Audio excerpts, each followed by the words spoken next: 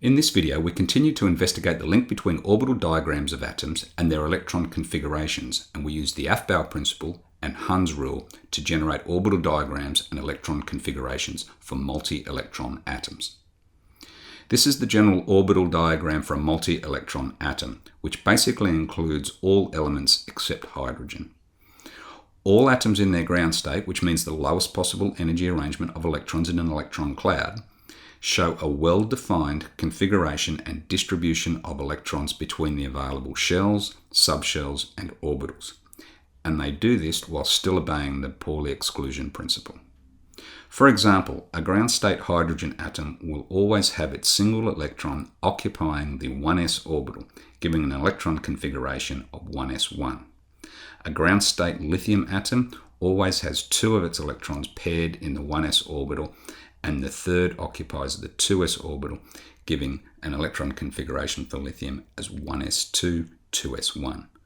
And a ground state carbon atom, which has 6 electrons in total, has 2 electrons paired in the 1s orbital, 2 electrons paired in the 2s orbital, and 2 electrons occupying 2 of the 2p orbitals with their spins parallel, meaning they have the same spin orientation, either both spin up, as in this case, or both spin down. We can also represent these orbital diagrams in a slightly different way. Here are the orbital diagrams for the first 10 elements.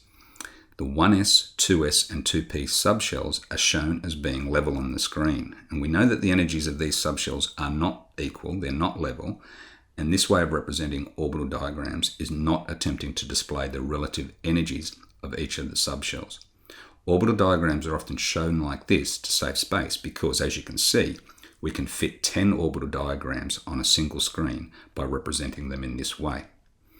What you can also see here is how the number of electrons build up in a very well-defined distribution between the available orbitals, subshells, and shells.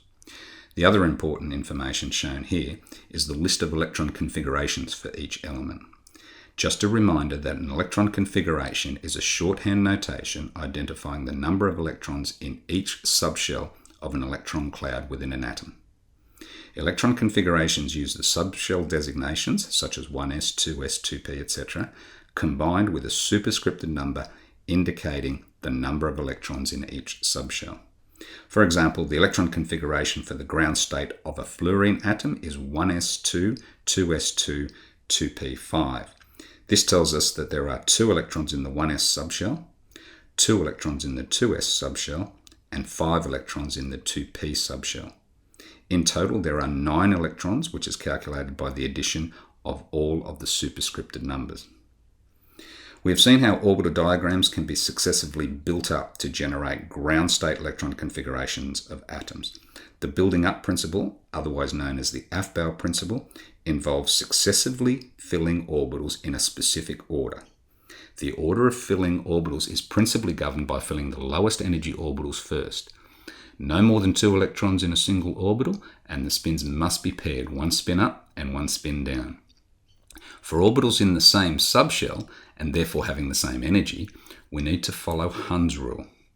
Hund's rule states that the lowest energy arrangement of electrons in a subshell is obtained by placing the electrons into separate orbitals of the subshell first, with the same spin, before pairing electrons in the same orbitals. So what does that actually mean? Let's consider the orbital diagram for carbon, atomic number 6, and therefore having 6 electrons in its electron cloud. And remember, what we are interested in here is the lowest energy arrangement for the 6 electrons around the carbon nucleus. In other words, we are interested in the ground state configuration. To construct the orbital diagram, we'll place 2 electrons spin paired in the lowest energy orbital corresponding to the 1s subshell. We'll place 2 electrons spin paired in the next lowest energy orbital corresponding to the 2s subshell.